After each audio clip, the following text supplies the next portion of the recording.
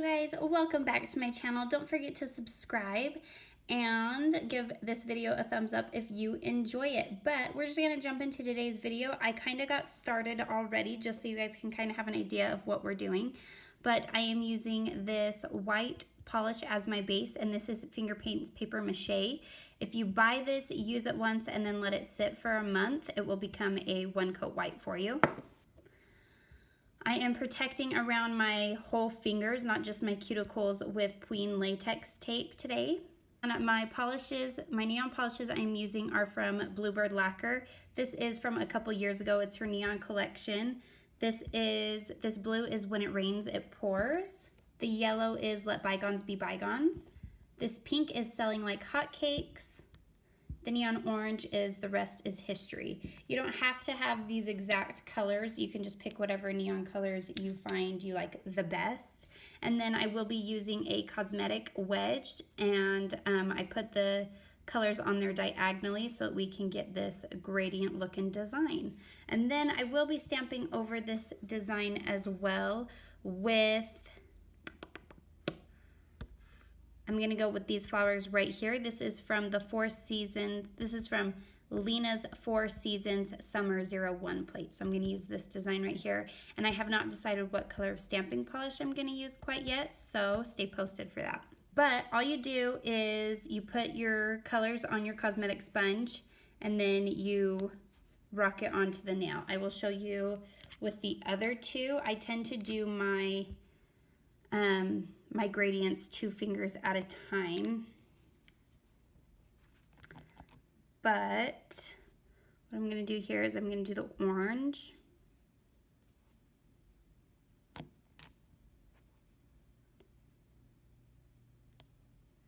The pink.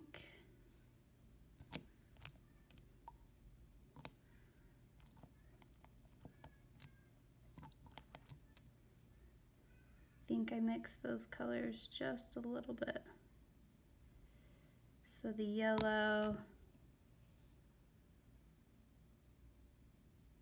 and the blue, and the pink needs to go down a little bit more. Oop. And a little bit more orange up here. Okay, and if you get to this point and you're ready to put it on the nail and you see how it's kind of pooled, all I do is I take a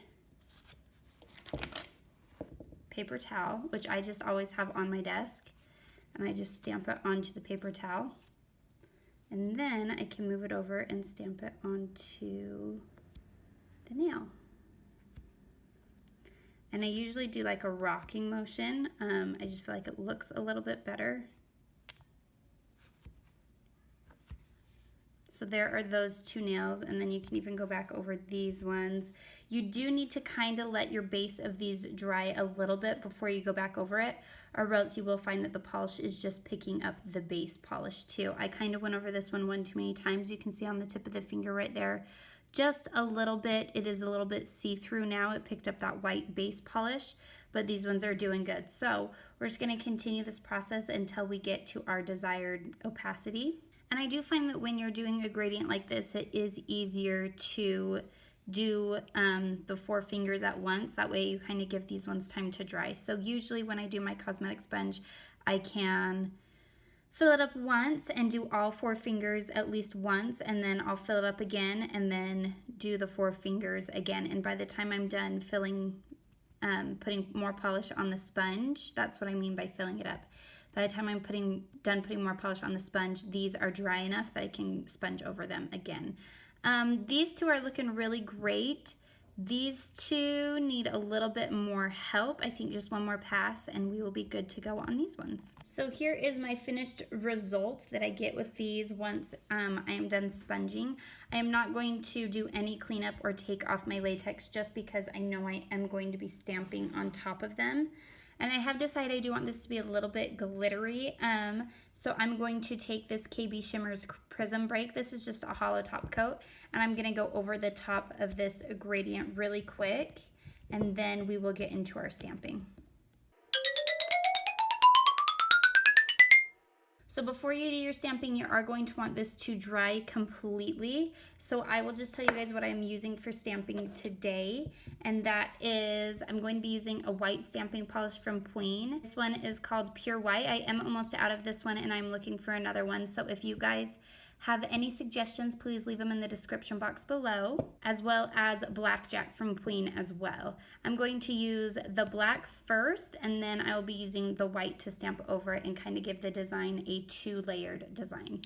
And as you guys know, I am using this design right here, and this is just that same paper towel I used to kind of get some of the polish off on my gradients. I'm just using that same paper towel to scrape onto. I do all of my work on an Uber mat, but I just like easier cleanup and it saves me on acetone if I just use a paper towel to do my scraping. Today's stamper is from Queen as well. I've showed you guys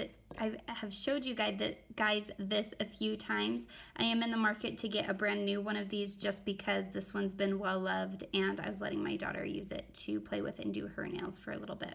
Okay, so here is that first layer of polish. You could do the opposite of this and do your white first and then your black. It just depends on what look you are going for. I am also almost out of the black as well, so that's why I kind of drag it down half of the plate. There's one. And when you have shorter nails like this too, sometimes you can get away with, like on one of the fingers, you can use it on your pinky as well, which I'll actually show you guys another trick that I do like to do for my pinky, and it saves me just a little bit of time. So we'll do that first. I turn the stamp sideways because I have short enough nails that the design fits sideways. And then I stamp half of it, and I would have been able to get it all over there, but with the latex laid down, it picked up more of the design on this side. But you can turn your nail sideways and do half and half on each nail. Maybe I can do it with my pointer finger too. That, and it helps you get like a different look on all of your nails rather than having them be all the same spot of the stamp, if that makes sense. It makes them a little bit more unique and different. And sorry if my throat sounds dry and scratchy. We have fires burning around us and it's in the air. The smoke is in the air and I just am having a hard time with it, I think. So there's half. And then there's the other half. So that worked out really nicely.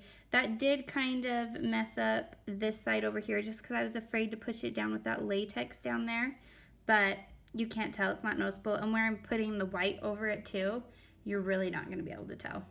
So now we're gonna switch over to the white polish. You wanna make sure and clean your plate really, really well before doing that. And I find that when I am stamping for you guys, I tend to put my fingers right on that excess polish so it gets bottom of my fingers, so that's why I just cleaned them up for you. But now let's go ahead and switch over to the white. And like I said, you guys, this polish is almost completely out for me. So I do drag it a little bit more down my plate, whereas usually I don't. So this one was just nice and easy.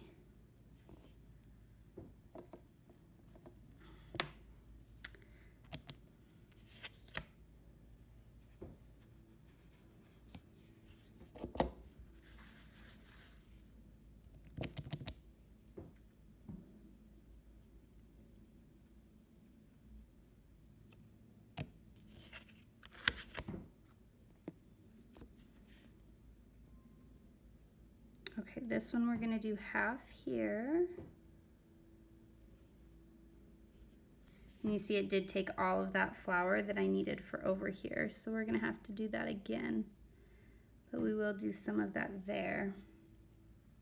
See, that's what I was afraid would happen. This latex just tends to reach up and grab whatever you want. See, I'm barely putting it over here on this piece of latex and it's just picking it all up. So you can get away with stamping sideways a little bit easier when you don't have latex around your fingers.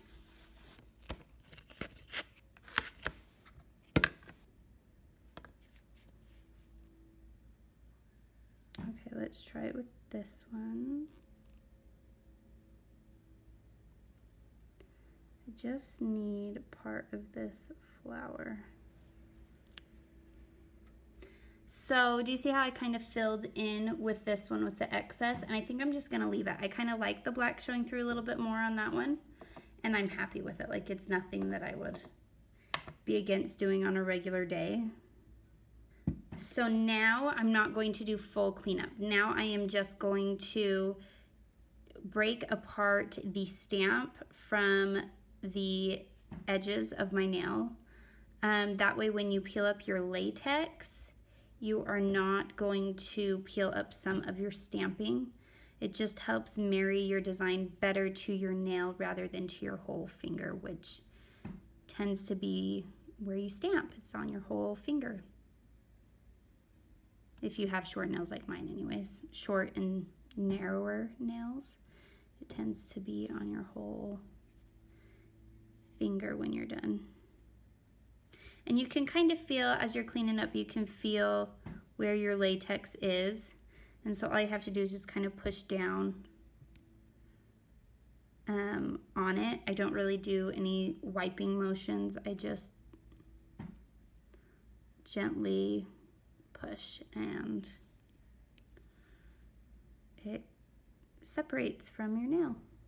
Once that is done, this is where I take my tweezers and I pick up all of this. Okay, so now that cleanup is complete, I'm going to take my top coat. Take my top coat and just go over the top of this.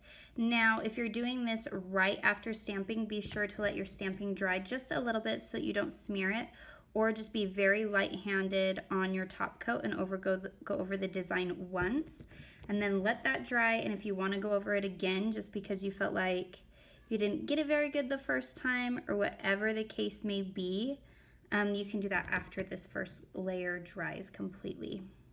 All right, and here is today's finished design. Thank you guys so much for watching. Please be sure to subscribe, click that thumbs up button, and as always, be polished, wear polish, and a little superstition never hurt. We'll catch you guys later. Bye.